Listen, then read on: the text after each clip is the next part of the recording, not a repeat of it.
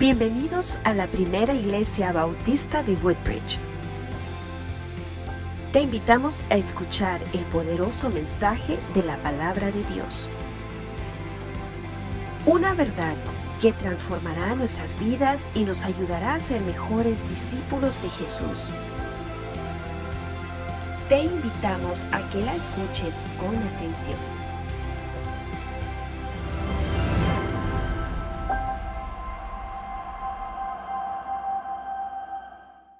Así puestos de pie, hermanos, vamos a tomar la Biblia, la palabra del Señor, y vamos a declarar lo que siempre decimos, y luego vamos a tener la lectura bíblica y luego oramos. ¿Qué le parece? ¿Estamos listos? Si usted no trajo una Biblia, por favor, tranquilo, no se preocupe, el próximo domingo no se olvide de traerla. Muy bien.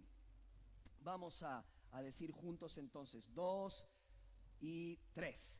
Yo declaro que este libro es la palabra de Dios revelada. La hierba se seca, la flor se marchita, pero la palabra de Dios permanece para siempre. El cielo y la tierra pasará, mas tu palabra nunca pasará. Yo te pido, mi Señor, que hoy con tu palabra tú me hables, me limpies, me restaures y me animes, porque tu palabra no volverá vacía en los corazones que quieran escucharla y obedecerla como el mío. Hoy con tu palabra bendita me hablarás. Yo lo creo, yo lo confieso, yo lo recibo por fe en el nombre de Jesús, tu Hijo amado. Amén. Abra sus Biblias, por favor, si fuera tan amable, en el Evangelio de Juan, y vamos a leer el capítulo 19, versículos del 28 al 29. Juan capítulo 19, versículos del 28 al 29. Ahí tendremos la lectura de la palabra del Señor. Juan capítulo 19, versículos del 28 al 29. Si usted lo encontró, por favor, tenga la amabilidad, si ve a alguien que no tiene la Biblia, puede compartirle para que todos podamos leer la palabra del Señor. Y también le voy a pedir que se ponga de pie, por señal y reverencia a la Biblia, porque lo que estamos leyendo es la Biblia, la palabra del Señor, la cual merece todo respeto, y por eso nos ponemos de pie. Hay muchos libros que se han escrito, pero Dios reconoce un solo libro que es escrito, que es la Biblia, para la humanidad. Así que por Él y por respeto a su palabra nos ponemos de pie. Vamos a leer lo que dice la Biblia en Juan capítulo 19, versículos del 28 al 29. Dice: después de esto, sabiendo Jesús que ya todo estaba consumado, ojo, dice, sabiendo Jesús que ya todo estaba consumado, dijo, para que las escrituras se cumpliese, para que la escritura se cumpliese. ¿Qué dijo Jesús? Tengo sed. Y estaba allí una vasija llena de vinagre. Entonces ellos empaparon en vinagre una esponja y poniéndola ¿en qué? En un hisopo, se la acercaron a la boca. Oremos. Amado Señor, gracias por tu bella palabra. Esta palabra, Señor, está escrita en mi Biblia en rojo, rojo como la sangre, porque representa, Señor, unas palabras muy sagradas que tú dijiste en tus últimos minutos, quizás segundos de morir. Señor, que esta palabra nos hable, que esta palabra nos calme alguna sed que podamos tener espiritual, y que no vuelva vacía en nuestras vidas, Señor. Te lo pedimos en el nombre de Jesús. Amén y amén. Tomen asiento, mis amados hermanos y amigos. Todos sabemos lo importante que es el agua para nuestro cuerpo, ¿sí? Si usted no toma agua, se está haciendo un daño. Si usted no toma agua, se está perjudicando, y está perjudicando su cuerpo. Después nos quejamos y decimos, no tenemos fuerzas para venir a la iglesia, me siento cansado, mi cerebro no está trabajando bien. Es porque no toma agua. Hoy hay algunos que dicen, no me gusta el agua, no me gusta el sabor del agua. Es más, no le encuentro sabor al agua. Bueno, ahora han inventado tantas cosas y hay aguas con diferentes sabores, ¿sí? Pero necesita su cuerpo recibir agua. Tu cuerpo está compuesto del 60% de agua. Somos agua andando. Es la verdad. Somos más agua que otra cosa. ¿Ok? Ahora imagínate que tú pesas 150 pounds, como yo, ¿no? Así como yo, bueno, no tanto. Ya quisiera, como tú. Eso quiere decir que estás cerca o estás cargando cerca de 12 galones de agua en tu cuerpo. Es importantísimo, sin agua no podemos vivir. Cuando estás deshidratado sufres trastornos. Personas que están en el desierto empiezan a alucinar. ¿Por qué? Porque no tienen agua. El cerebro necesita agua. Necesitamos agua para subsistir. Sin agua podemos sufrir mareos, podemos sufrir todo tipo de trastornos. Lo interesante, hermano, es que a veces asumimos, lo damos por sentado, que todo el mundo, que toda la gente tiene agua pura para tomar. La realidad que no es así. La realidad es otra. La gente no tiene mucha población. En la población mundial hay un porcentaje alto de gente que si puede tener acceso al agua, esa agua sí puede tener, porque algunos ni tienen acceso al agua. Pero los que tienen mucha de esa agua está malograda, podrida. ¿Ok? Y tienen que tomársela porque si no, les va terrible. Se calcula que 10.000 personas mueren al año por sed. 10.000 personas mueren al año por sed o por la privación del agua o producto de enfermedades al tomar agua contaminada. Hoy vamos a ver la quinta palabra de Jesús en la cruz. Estamos hablando de cuando el amor habla, porque Jesús es amor. Y Jesús habló 7 palabras, 7 declaraciones, 7 sermones sumamente importantes en una cruz para cada uno de nosotros. Hoy vamos a ver la quinta palabra. Ya todos deben darse cuenta cuál es esa quinta palabra, que en definitiva es común a toda la humanidad. ¿Quién no ha dicho tengo sed? Levante su mano. ¿Usted ha dicho alguna vez tengo sed? Levántala porque si no me está preocupando. Si usted nunca ha pedido un vaso de agua. Todos tenemos sed. Es una palabra común a la humanidad.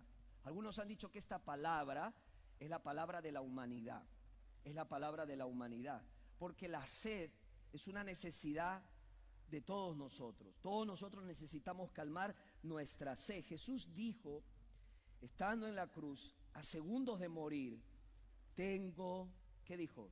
Tengo sed. Vamos a descubrir juntos las implicaciones de esta palabra tan corta. Todas las anteriores solamente Dios la pudo decir, solamente Jesús la pudo decir, pero esta la podemos decir todos y la decimos todos. Vaya haciendo la conexión. Si es algo que es común a todos, entonces ¿no cree que por ahí también va la enseñanza que hoy vamos a tratar? Indudablemente que sí. Es la más corta de todas las palabras. Tengo sed. Tengo sed. Ahora, la palabra griega para tengo sed es dipsao, está en sus boletines y tiene varias implicaciones que podemos conversar al respecto, pero hay por lo menos 3 razones por las cuales Jesús dijo tengo sed. Vamos a ir desde las más simples, las más obvias, las más prácticas, hasta las más profundas.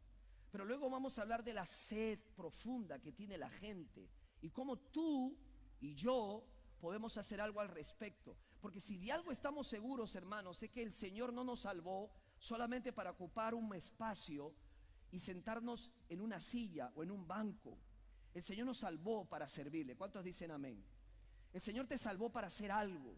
O sea, hay una contradicción cuando hay un cristiano que no hace nada en el reino de Dios, porque no te salvó el Señor simplemente para recibir la salvación y decir soy salvo y se acabó, que los demás se vayan al infierno, pero yo ya tengo la salvación. Te equivocas.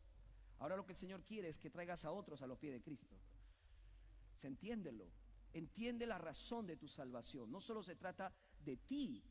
Y por lo menos encontramos 3 razones.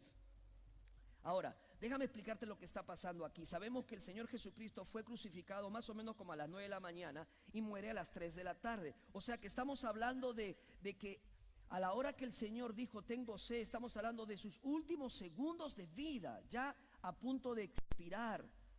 6 horas ha estado crucificado, imagínate, sin comer, sin tomar agua, deshidratado, sometido a una serie de barbaries. Ahora, no es la primera vez que le ofrecen algo para tomar. Al principio le ofrecen para tomar vino mezclado con mirra. Usted debe recordarlo, se encuentra en Marcos capítulo 15, versículo 23. Pero Jesús dice, no lo tomó, lo rechazó. ¿Por qué? No es porque no tenía sed, sino porque estaba al principio de su sacrificio. Y todos sabemos, claro, hoy en día el médico no nos daría mirra para ayudarnos con nuestro dolor, ¿no? Nos daría un Advil, nos recomendaría ibuprofén, aspirinas, un analgésico para aliviar el dolor. Bueno, en ese entonces la mirra fungía como un analgésico. Era, como dicen en inglés, un painkiller, para aliviarlo, para no sentir tanto dolor, tanta angustia, tanto sufrimiento. Pero Jesús lo rechaza. ¿Sabes por qué? Porque Jesús no quería que él fuera drogado, él fuera anestesiado. Él estaba claro que tenía que sufrir y tomar el dolor y el sufrimiento por los pecados de la humanidad. Quería estar mentalmente alerta con sus 5 sentidos. No quería estar anestesiado, quería estar consciente de lo que estaba pasando, porque Él vino para obedecer la voluntad de su Padre. Él vino para salvarnos.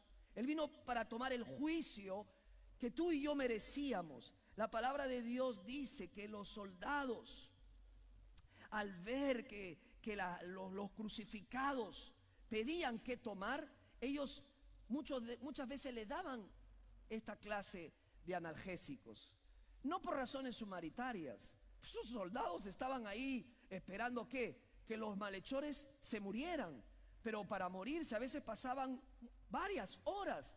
Ellos no querían soportar que un malhechor esté gritando, vociferando y diciendo: ayúdame, sáqueme de aquí, tengo dolor, me estoy muriendo. No, le daban estos brebajes. ¿Para qué?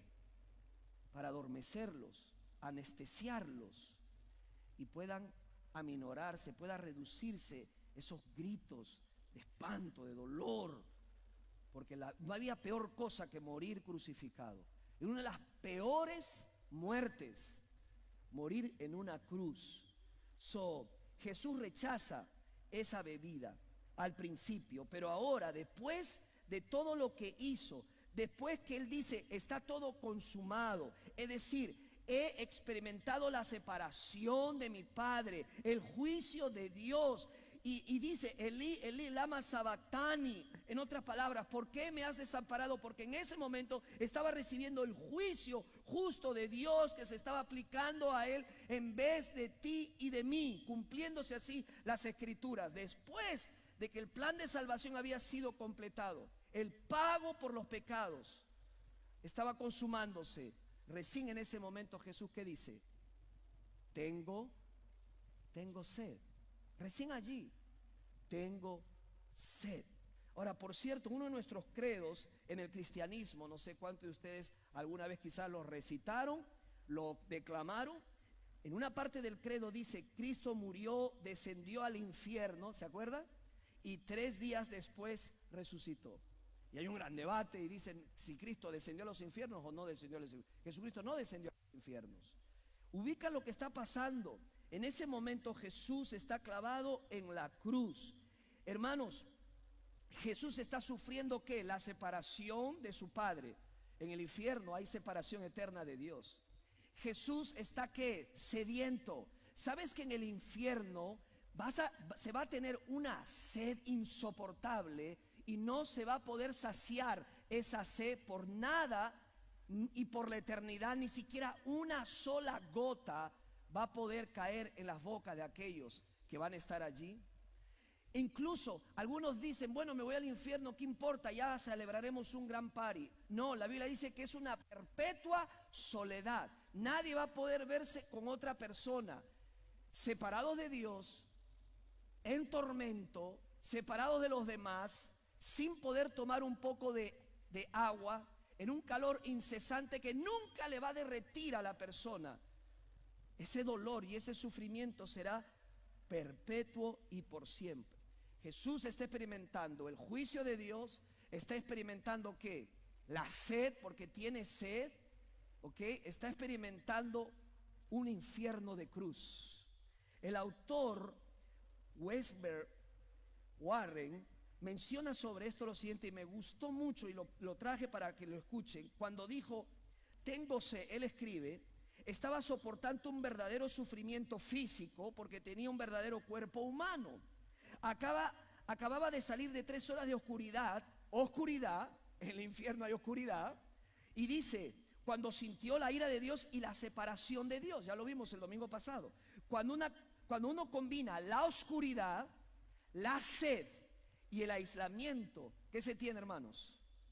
Se tiene un infierno. Wow, wow. Jesús no tuvo que ir al infierno.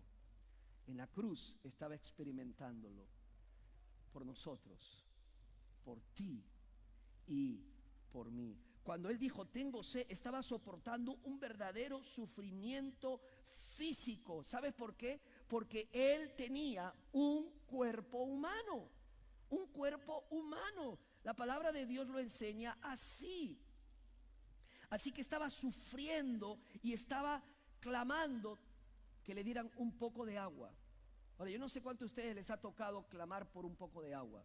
Yo no sé quién de aquí en alguna circunstancia difícil pudo decir denme de beber. Ahora, yo estoy viendo, por ejemplo, en las redes sociales, específicamente en países como Venezuela, literalmente la gente está pidiendo denme un vaso de agua limpio. O sea que esto no está pasando en lugares lejísimos, está pasando en nuestro continente. ¿Ok? Jesús dijo tengo sed. ¿Qué es lo que realmente está diciendo el Señor Jesús? Primero, indudablemente vamos a ver lo que esta palabra representa para nosotros, lo que revela acerca del Señor Jesucristo. Pero luego vamos a ver la sed que existe en la gente, la profunda sed y cómo la está saciando y cómo podemos hacer algo nosotros. Y luego vamos a hablar acerca de cómo satisfacer tu propia sed. Bueno, déjeme explicarle la primera razón de por qué Jesús dijo tengo sed. La primera razón de por qué Jesús dijo tengo sed son por una razón física. Como dije al principio, el que estaba allí era Jesús, y Jesús como hombre estaba sintiendo la deshidratación, estaba sintiendo que ya estaba pasándole factura, como decimos, a todo la tortura que estaba recibiendo, y que indudablemente no estaba empezando en ese momento, sino que fue arrestado la noche anterior. Recuérdate bien que dijimos, había sido sometido a 6 juicios injustos de noche, que era algo ilegal, estaba sin dormir, sin comer, sin agua.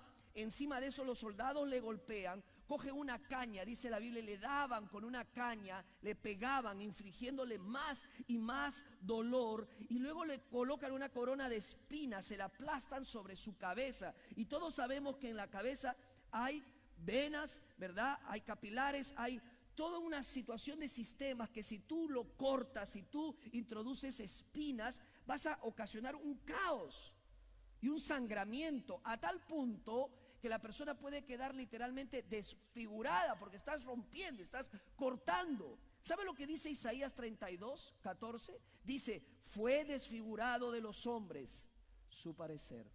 Así que no nos sorprenda que la cara de Jesús estaba desfigurada. Desfigurado, lo azotaron. Otra vez hemos hablado de los azotes y hemos explicado lo que estos azotes conllevaba a la persona, a tal punto que aquella persona que estaba siendo flagelada podría morir en ese momento y ni siquiera llegar a la cruz, porque la flagelación era lo peor que podía existir, no solamente por el dolor, sino por lo que ésta traía como consecuencia, ya que esos látigos tenían en las puntas plomo, pedazos de hueso, y cada vez que era la persona flagelada, conllevaba que ese látigo al salir llevaba consigo un pedazo de carne, a tal punto que a los malhechores se le podían ver los huesos y las costillas. O sea, imagínate lo que está viviendo el Señor en ese momento. Luego lo llevan a la cruz, le clavan sus manos y clavan sus pies, estando crucificado allí, experimentando el peor dolor. ¿Sabes que algunos historiadores dicen que no existía una descripción de ese tipo de muerte porque era tan monstruosa que no había un término para definirlo? ¡Wow! Y Jesús en ese momento dice, tengo sed. ¿Por qué dijo eso? Indudablemente hay razones obvias, hay razones físicas. Él estaba deshidratado por haber pasado 12 horas sin haber bebido nada. Él pidió algo para tomar, estaba perdiendo sangre. Denme algo para tomar. Luego luego él va a decir sus dos últimas palabras antes de morir. Necesitaba recobrar aliento para pronunciar esas últimas palabras. Las frases de victoria, y lo vamos a ver más adelante. Y él quería gritarlas porque él había cumplido la obra que el Padre le había encomendado. Hermanos, si quieres saber lo que consiste la obra de Cristo, esta palabra resume la pasión de Jesús. Por eso yo llamé a esta palabra la palabra de pasión. La pasión, ¿se acuerdan? La pasión de Cristo. Algunos han visto o vieron la película La Pasión de Cristo, ¿verdad? Algunos dicen que quizás ni siquiera esa película puede dramatizar con exactitud lo que nuestro Señor Jesucristo vivió. La pasión de Jesús. Lea en Mateo capítulo 27, si quiere lo hacemos. Mateo capítulo 27, la descripción de la palabra del Señor cuando habla de los martirios y el dolor que tuvo que soportar Jesucristo. En el versículo 29 de Mateo 27, Mateo capítulo 27, versículo 29, dice: y pusieron sobre su cabeza una corona tejida de espinas y una caña en su mano derecha. Dice, e hincando la rodilla delante de él le escarnecían, o sea, encima de todos se burlaban de él, se mofaban de él, diciéndole: salve, rey de los judíos. Y dice, y escupiéndole. Eso no lo dije en mi descripción. O sea, escupir a una persona es lo peor, es como mostrar repudio hacia alguien. Le escupieron, dice, y además tomaban la caña y le golpeaban en la cabeza. Después de haberle escarnecido, le quitaron el manto, le pusieron sus vestidos y le llevaron para crucificarse, para ser crucificado. Nuestro Señor Jesús realmente fue humano. ¿Cuántos dicen amén? Es tan importante resaltar la humanidad de Cristo como la deidad de Cristo. ¿Por qué? Porque el Señor Jesucristo realmente y completamente fue humano. Jesús no solamente fue humano, fue divino. Y no solamente fue 50% humano y 50% divino, fue 100% humano y 100% divino. Él no fue un híbrido, él era 100% hombre y estaba sufriendo como hombre al 100% el dolor que estaba recibiendo en su vida, en su cuerpo. La palabra de Dios en Filipenses capítulo 2, versículos 7 y 8, si quiere apúntelo. Filipenses capítulo 2, versículos 7 y 8. En esta versión que la tenemos en la pantalla, lo dice de esta manera: en cambio, renunció a sus privilegios divinos, no a su naturaleza, sino a sus privilegios divinos, adoptó la humilde posición de un esclavo. Y dice, y nació como un ser humano. Cuando apareció en forma de hombre, se humilló a sí mismo en obediencia a Dios y murió en una cruz como morían ¿quiénes? Los criminales. Hermanos, la palabra tengo se contrarresta la creencia falsa, barata, que habla e insinúa que Jesús realmente no era humano. Cuando Juan escribe, él dice: señores, yo fui testigo, yo estuve ahí, yo lo vi, no me lo contaron, les estoy diciendo que con mis propios ojos lo vi morir. Jesús estaba muriendo como hombre. En ese entonces había una secta, un grupo llamados los docetistas, que decían y sugerían y trataban de cambiarles la mentalidad a los cristianos, mencionándole la idea de que Jesús no era Dios, que ese Jesús no era Dios, que Dios no se podía hacer humano, ¿verdad? Que era solamente una ilusión como ser humano, pero no era humano, parecía humano, pero no era humano. La Biblia dice lo contrario. Ahora, no tenemos docetistas alrededor nuestro, pero por ejemplo existe lo que es el Islam, y el Islam enseña exactamente eso. El Corán enseña que Dios nunca se convertiría en un ser humano, nunca moriría en la cruz por nosotros. No creen en ese tipo de Dios, dice. No podría ser que Dios muriera o Jesús muriera en la cruz del Calvario por nosotros. Es más, en el Corán se dice que los discípulos al final lo que hicieron fue llevarse el cuerpo de Jesús y otro fue el que murió, no Jesús. Pero la Biblia dice todo lo contrario. Jesús, hombre, murió en la cruz. Hermanos, Jesús era hombre, no era un fantasma. Los fantasmas no tienen sed, ¿verdad? Los fantasmas no dicen tengo dolor, los fantasmas no gimen, no era una ilusión, era Jesucristo en cuerpo de hombre, era humano 100%, identificado con todos nosotros, muriendo por nosotros. Eso muestra la Escritura. ¿Por qué dijo tengo sed? Para mostrar su humanidad. Él era hombre. La segunda razón de decir tengo sed la podemos describir como razones de índole proféticas. ¿Por qué? Razones proféticas. ¿Por qué? Muy simple. Jesús mostró que era el Salvador prometido al pedir agua, al decir tengo sed. Déjeme explicarle muy rápidamente. La Biblia explicaba y decía que para que el Mesías calificara como tal, tenía que cubrir más de 300 profecías. 300 profecías que tenía que ser cumplida por el verdadero Mesías. ¿Sabes qué buena noticia te tengo para decir? Jesús cumplió todas y cada una de ellas. ¿Cuántos dicen amén? Cumplió todas y cada una de ellas. La Biblia profetizó, las profecías decía que él tenía que nacer el Mesías en Belén. Jesús lo hizo. Marcharía a Egipto. Jesús lo hizo. Tendría que hacer milagros portentosos y perdonar pecados. Jesús hizo milagros portentosos, perdonó pecados. En la profecía decía que tenía que ser traicionado por un amigo. ¿Quién traicionó a Jesús? Exactamente, fue falsamente, el Mesías tenía que ser falsamente acusado. Así lo hicieron. Incluso decían que iba a ser torturado, que iban a apostar sus ropas, que sería colgado en una cruz. Óigame, una profecía de hace tantos años que ni siquiera se conocía la cruz. ¿Cómo pudo ser una profecía cumplida? Porque Cristo fue crucificado en una cruz. La cruz fue un invento romano. Pero la última profecía del Mesías, ¿cuál era? Tenía que decir, tengo sed. Mire sus boletines. En el Salmo capítulo 69, versículo 21, ¿qué es lo que dice? Salmo 69, 21. Dice, para calmar mi sed, me dieron vinagre. ¿Sabes qué le dieron a Jesús para calmar su sed? Vuelva a leerlo. Versículo 29, Juan 19, 29. Y estaba allí una vasija llena de vinagre. Y dice, entonces ellos empaparon en vinagre una esponja. ¿Está conmigo? Dice, y poniéndola en un hisopo.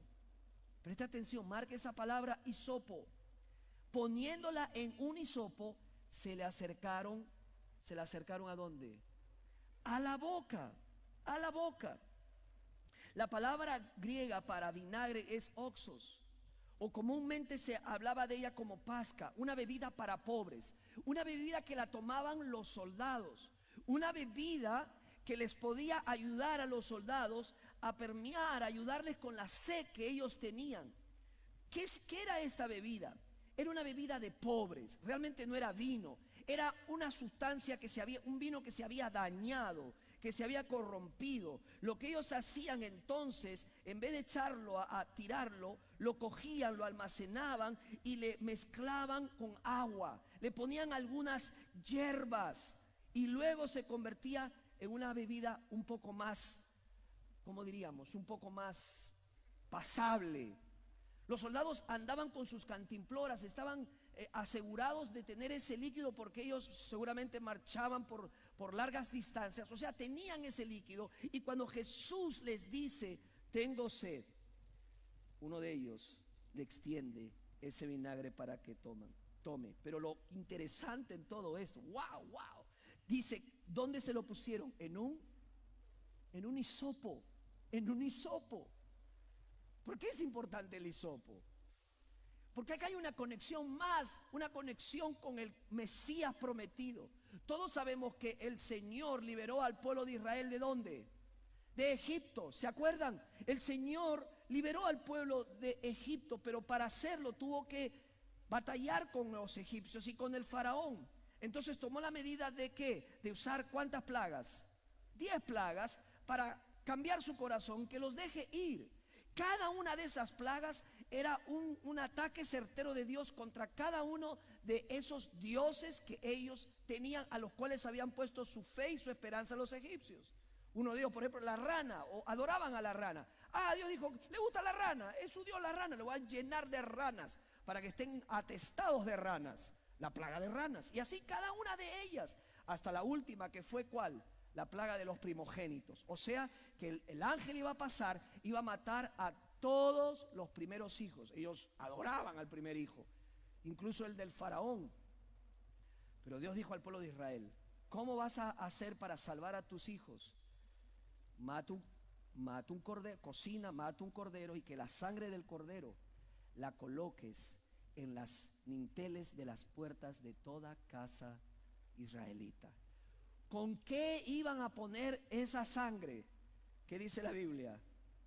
Tomen, Éxodo 12:22, tomen un manojo de hisopo, aleluya, y mójenlo en la sangre que deberán haber recogido en un recipiente, y unten el dintel y los dos postes con esa sangre. ¿Sabe qué está diciendo la palabra de Dios?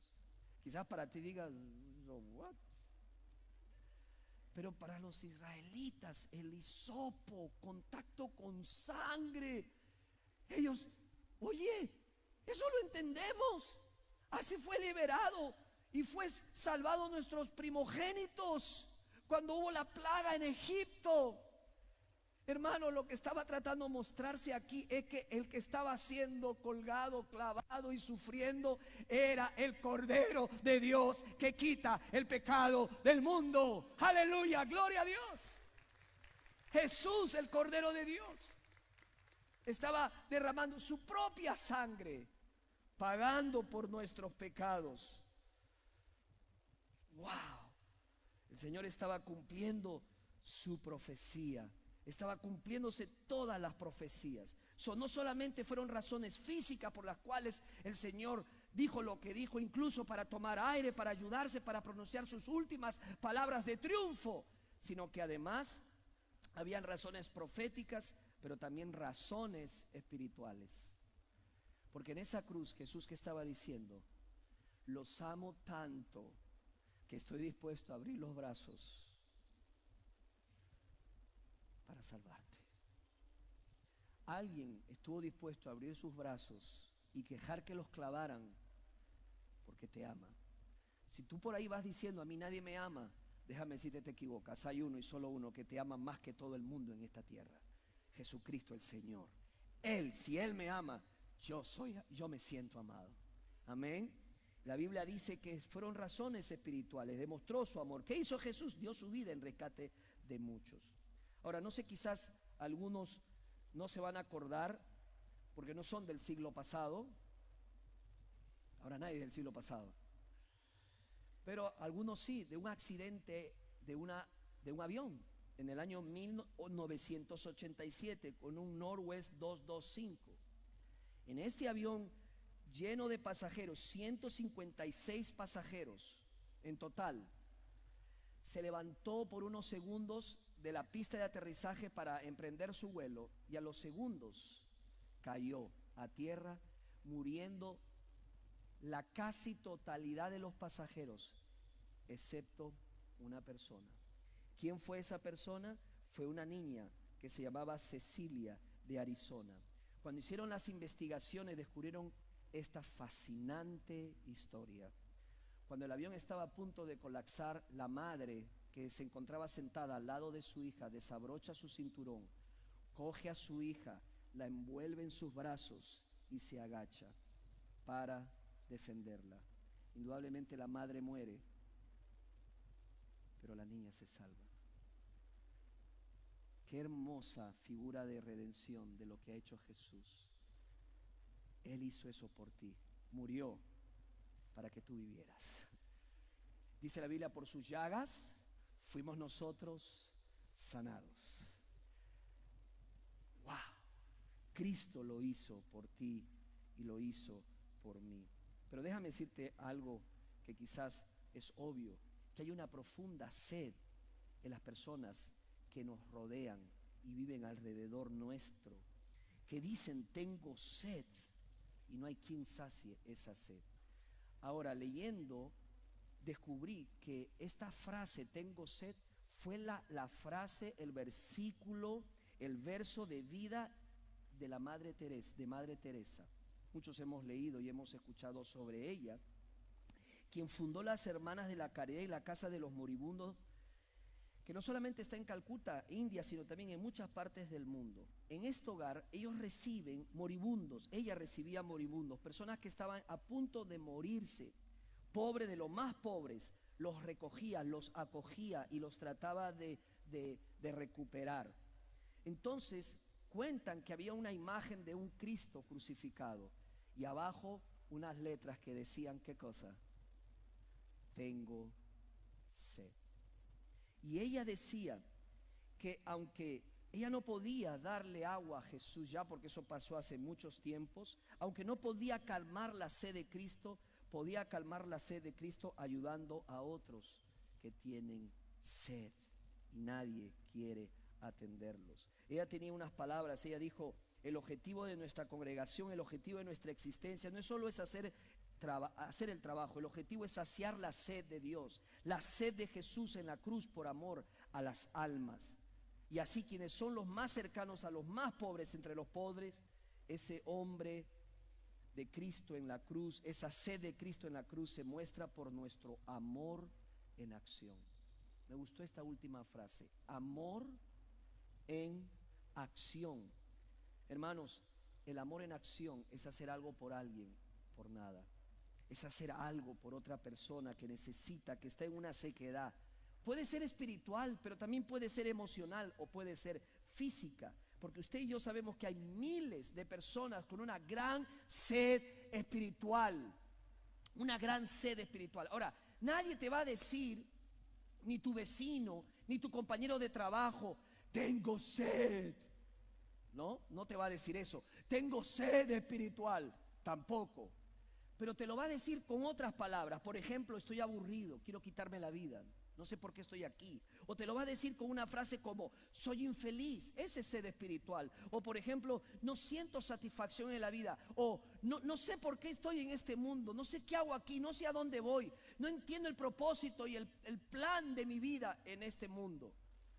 Eso es sed espiritual. Eso es sed. Eso es tener sed espiritual.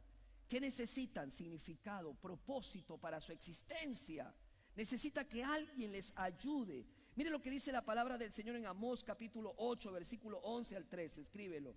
Amós 8, versículo 11 al 13.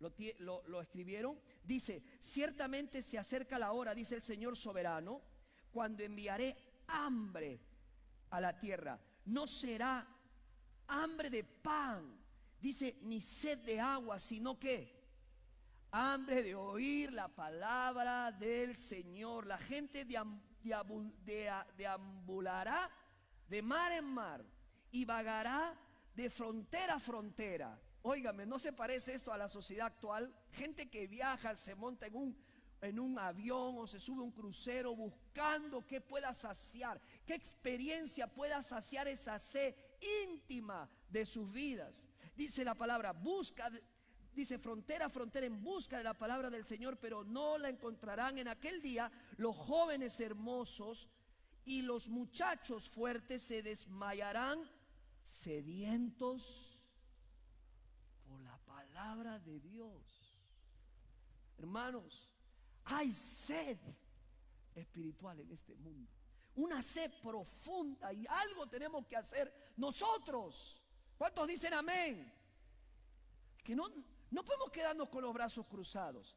La iglesia es llamada como el cuerpo de... ¿Cómo es llamada la iglesia? El cuerpo de Cristo. O sea, somos las manos, los pies de Jesús. ¿Y qué más?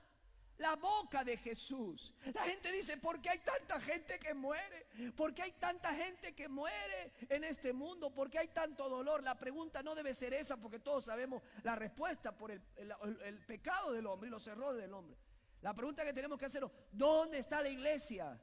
Para saciar esas necesidades. ¿Dónde está la iglesia de Cristo? ¿Dónde están los pies de Cristo, las manos de Cristo, la boca de Cristo para proclamar el evangelio? Se lo he dicho antes, el 90% de los cristianos no comparten las buenas nuevas de salvación. ¡Wow! ¿Qué pasa, iglesia? ¿Qué nos pasa? ¿Cuál es nuestra responsabilidad? Bueno, número 1, si quieres apúntalo. Si queremos ser como Cristo, tenemos que servir a otros. Sirviendo a otros, servimos a Dios. La única manera de servir a Dios es sirviendo a otros. Hay gente que dice, yo sirvo a Dios. ¿Cómo? Bueno, yo sirvo a Dios, pero ¿cómo? La manera de servir a Dios es sirviendo a otros. ¿Sabe lo que dice la Biblia? Acompáñame a Mateo, por favor, Mateo capítulo 25. Mateo 25. Y dice el versículo 37. Mateo 25, 37. Dice, entonces, ¿está conmigo? Entonces los justos le respondieron, Señor, Señor, ¿cuándo te vimos hambriento y te sustentamos, o sediento y le dimos de qué? De beber. Y cuando te vimos forastero y te recogimos, o desnudo y te cubrimos, o cuando te vimos enfermo o en la cárcel y vinimos a ti. ¿Qué respondió el rey? ¿Puede leerlo? Él les dirá, 2, 3, de cierto os digo que en cuanto lo hiciste a uno de estos mis pequeños, de estos mis hermanos más pequeños, a mí, ¿qué dice? Me lo hiciste, me lo hiciste. Hermanos, sirva a otros. No pase su vida sirviéndose a sí mismo. Sirva a otros. El Cristo de gloria, el creador de los océanos, hello, el que creó los océanos, el que inventó la fórmula del agua, Cristo, en ese momento estaba pidiendo agua. ¿No le parece curioso? ¿No será que también nos estaba diciendo, hay gente que va a estar sedienta? Por eso me gusta esa palabra, cómo describen esta palabra, la palabra de humanidad, porque la sed es común a todos. ¿No será que el Señor estaba diciendo, si quieres servirme, extiéndele un vaso de agua a quien lo necesita? Hay gente sedienta, pero no solamente física, emocional, sino también espiritual. ¿Sabes que en ese momento Jesús convirtió, el primer milagro de Jesús fue en las bodas de Caná? Cristo convirtió el agua ¿en qué? En vino. Él tenía el poder, él podía traer todos los océanos y podía tomar todo el agua que quería. Él tenía el poder, no lo usó para sí mismo. Él vino para cumplir lo que tenía que hacer. Pero él pidió asistencia humanitaria. Él pidió una asistencia. Él dijo, estoy cansado, estoy muriendo, estoy enfocado en lo que estoy haciendo. Alguien puede darme agua. Alguien puede saciar mi sed. Alguien con un alma generosa puede extenderme un poco de agua. ¿Sabes cuál es el punto? Dios hace cosas grandes. ¿Cuántos dicen amén? Pero Dios quiere hacer las cosas grandes a través de ti. Dios quiere hacer cosas grandes a través de ti, a través de nosotros. Él nos quiere usar como su iglesia. Él quiere una iglesia activa, una iglesia trabajando, una iglesia sensible al dolor que nos rodea, una iglesia que pueda mirar más allá de sus paredes, dejar de enfocarse en ellas mismas y empezar a decir, ¿qué puedo hacer yo?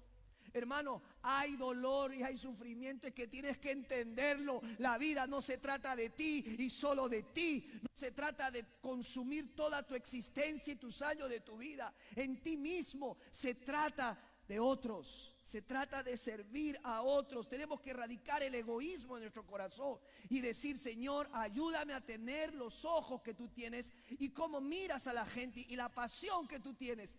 Para yo tener la misma pasión, Señor, no puedo ser tan indiferente al dolor que me rodea, Señor. El sufrimiento es siempre la oportunidad para el servicio. Cuando hay dolor, cuando hay sufrimiento, hay oportunidad. ¿Cuántos dicen amén? Cuando hay sufrimiento y dolor, ahí tengo una oportunidad. Hermanos, estamos organizando un concierto. ¿Cómo se llama el concierto? Cristo vive. ¿Cuántos creen que Cristo vive? Cristo vive. Él ya no está en la cruz. ¿Sabe por qué los cristianos evangélicos tenemos una cruz vacía? Porque Cristo ya no está en esa cruz. Él resucitó. Él vive. Aleluya. Dele un aplauso de gloria. Una ofrenda al Señor. Él vino, murió, dice la Escritura. Fue sepultado, pero al tercer día resucitó. El Padre aceptó el sacrificio perfecto de su Hijo. ¡Wow! Pero hay algo más, porque otra vez, no se trata solamente de nosotros. Se trata que este concierto es una oportunidad para dar un vaso de agua a un niño que está sediento. Para poder contribuir con un granito de arena. Y eso me lleva a la segunda responsabilidad nuestra. ¿Cuál es? Pequeños actos de servicio. Pequeños actos de servicio que podemos hacer por otros. Hermanos, ni yo ni mis hermanos venezolanos podemos cambiar la situación de toda la gente que está sufriendo, hundida en una sombra de maldición y de necesidades profundas de lo más básico. Pero yo puedo hacer algo. ¿Me entiende lo que le digo? A veces estamos preocupados y decimos, Señor, quiero hacer algo grande para ti. Y nos pasamos toda la vida soñando en hacer algo grande para Dios. Pero podemos hacer alguito. No se trata de cuán grande vas a hacer las cosas. Se trata con qué amor vas a hacer lo pequeño que vas a hacer. Por eso yo te reto a venir al concierto. Te reto a comprar ese ticket. Te reto en el nombre de Jesús a dejar de comer un sándwich en el McDonald's con su soda y con su pie incluido, para que compres un ticket de $15 que te lo gastas en 4 caramelos y una soda, para que un niño pueda tener un vaso de agua limpio, o para que un enfermo pueda recibir una inyección, un paliativo, un analgésico, para que ese cáncer que lo está consumiendo no sea tan doloroso. Como no podemos. Yo tengo fe. Yo le decía a los hermanos aquí presentes, yo siempre tengo fe en Dios, pero también creo mucho en nuestra iglesia, porque es una iglesia que ha aprendido a dar, y es una iglesia sensible al dolor de la gente. ¿Sabe por qué? Porque Dios ha sido bueno con mis hermanos y los ha bendecido muchísimo, y cuando ven una oportunidad, cuando hay dolor y hay sufrimiento, la primera iglesia bautista de Woodbridge, ¿sabe qué dice? Cuente conmigo, yo voy a hacer algo. No puedo hacer grandes cosas, pero puedo hacer algo. Puedo hacer una pequeña diferencia. ¿Qué dice Mateo capítulo 10 versículo 42? Mateo 10, 42 dice de esta manera, Mateo 10, 42: y cualquiera que dé a uno de estos pequeñitos un vaso de agua fría solamente, por cuanto es discípulo, de cierto os digo que no perderá su recompensa. Hermanos, por eso les he dicho a los hermanos Sugieres, voy a hacer esto, hermanos. Esta agua está limpia y yo me la puedo tomar, pero no lo voy a hacer, porque cuando uno habla de tanto niño que se muere porque no tuvo un vaso de agua, yo no me lo podría tomar ahora. Te vamos a repartir una copita, una copa, ¿verdad, hermanos Sugieres? Una copa vacía.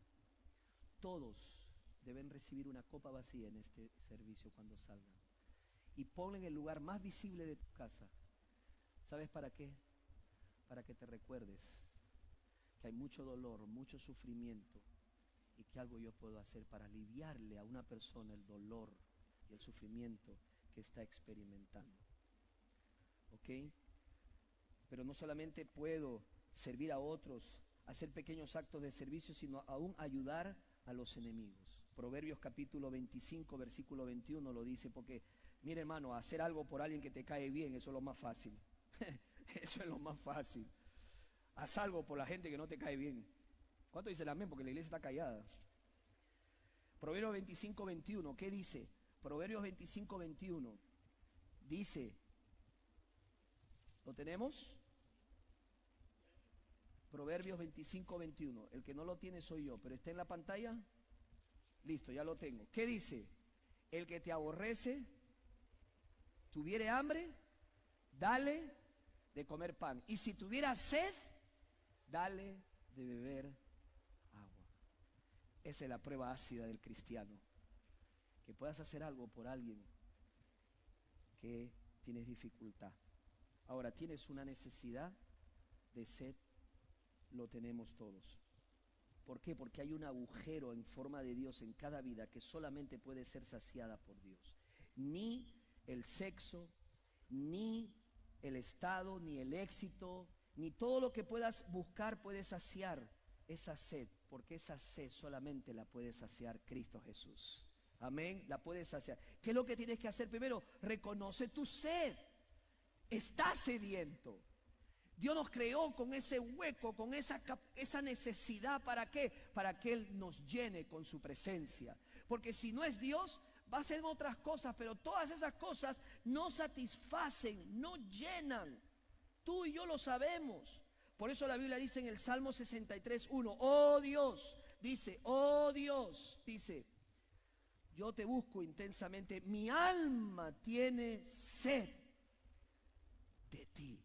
Todo mi ser te anhela, cual tierra seca, extenuada y sedienta.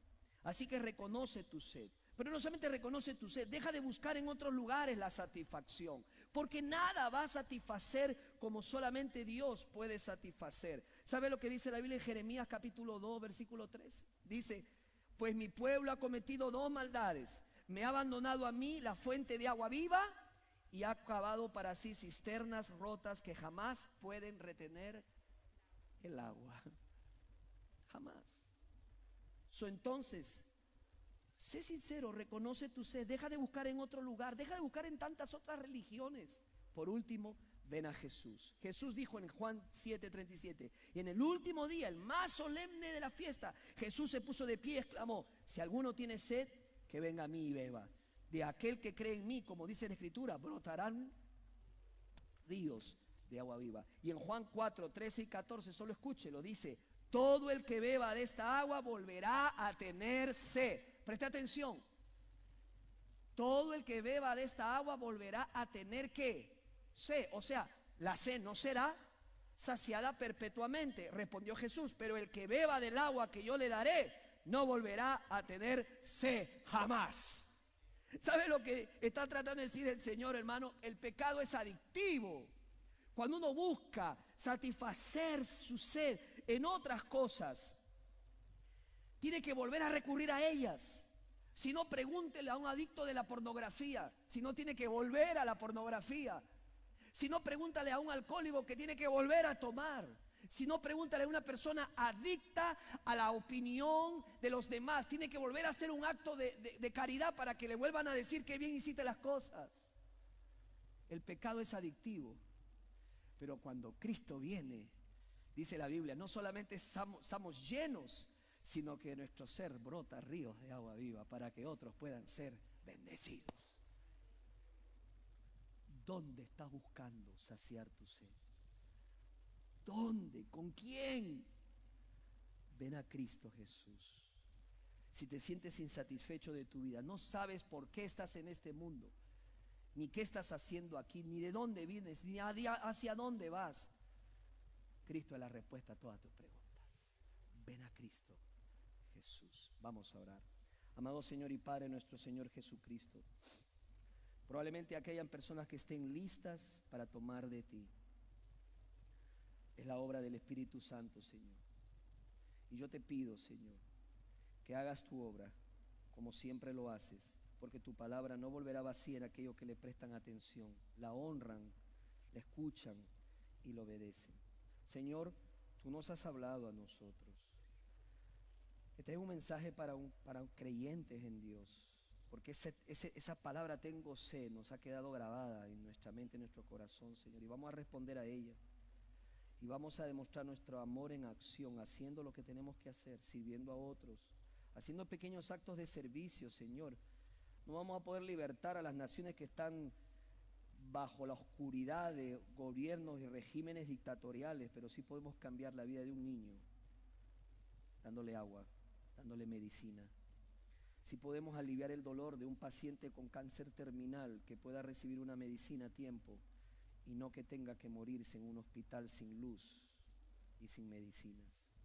Señor, ayúdanos incluso a servir a aquellos que no simpatizan con nosotros. Pero Padre, probablemente hayan personas con una profunda sed espiritual. Yo te pido que sigas usando tu palabra, porque ella no vuelve vacía, y lo creemos así. Mientras orando, si tú eres de aquellas personas que quieres venir a Jesucristo, que estás cansada de buscar en las religiones una respuesta a tu necesidad, estás cansado de buscar que se sacie tus necesidades en tu matrimonio, con la gente, con las cosas que haces, pero sigues teniendo una sed profunda espiritual en tu vida, solamente Cristo puede saciar esa necesidad de tu corazón. Ven a Él, dice la Escritura, todo aquel que cree en Jesucristo será salvo. Sé salvo de ese infierno, sé salvo del pecado. Hoy es día de salvación. ¿Quieres hacerlo? ¿Quieres dejar a Cristo venir a tu vida? Ahí donde estás, haz esta oración. Y ahí donde me estás escuchando, haz esta oración. Amado Jesús, yo reconozco mis pecados que te llevaron a la cruz. Tú moriste y tomaste el castigo que yo merecía. Tú sufriste lo que yo tenía que sufrir. Señor, tú tomaste esa copa amarga de pecados, mis pecados. Señor, yo lo reconozco y me arrepiento de corazón. Pero ahora quiero poner mi esperanza, mi fe en ti, con todo mi corazón. Creo en ti, Jesús. Ven a mi vida. Ten piedad de mí, Señor. Salva mi alma. No quiero terminar en ese horno de fuego perpetuo que es el infierno. Quiero vivir contigo, Señor. Quiero seguirte fielmente y obedecerte fielmente a ti. Yo quiero hacer mía la obra tuya en la cruz. Yo quiero decir, Cristo murió por mí. Yo quiero hacerte hoy el Salvador y el Señor de mi vida. Hoy. Ven a mí, Jesús. Y ayúdame a poder saciar la sed de otros que estén a mi alrededor. Que cada vez que vea a un sediento, a un desnudo, a un forastero, a una persona dolida, caída, te recuerde a ti en la cruz. Señor, cuánto hubiera querido tener el privilegio de ser yo el que te acerque ese vaso de agua. Pero eso ya pasó. Pero aún no es tarde, aún puedo servirte a ti sirviendo a otros que están en dolor. Señor, perdona por mi egoísmo. Perdóname, Señor, por gastar tanto en mí y vivir la vida pensando que yo soy el centro del mundo, cuando no fue ese el propósito por el cual me salvaste y me diste el nombre nuevo. Señor, ayúdame a ser un siervo tuyo sirviendo a otros, especialmente a los que más lo necesitan, a los más pobres de los pobres, a los que no tienen que comer. Perdónanos, Señor, y ayúdanos a servirte mejor cada día. Mientras que estamos así, si hay alguien aquí que ha rendido su vida a Cristo, quiero orar por ti. Por favor, solo te pido que levantes tu mano. Sé que habrás hecho esta decisión. Es entre tú y el Señor. Es solo entre tú y Jesús. ¿Te has arrepentido de tus pecados y has puesto tu fe y tu confianza solamente en Jesucristo para recibir la salvación? Si lo has hecho, levanta tu mano con valentía, como Cristo valientemente murió en la cruz por ti. Quiero orar por ti. Ahí donde estás, en este momento, levanta tu mano. Quiero orar por ti. Hazlo bien alto para poder verla y poder saber quién lo hizo. ¿Hay alguien? ¿Hay alguien? Bien, oremos. Gracias, Señor, por darnos la bendición de poder escuchar el eco de tu palabra y hablarnos a nuestro corazón. Sea la gloria y la honra a ti, Señor.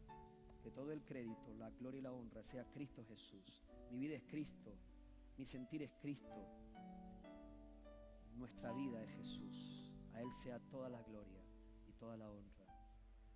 En su nombre oramos así. Amén. Que Dios los bendiga.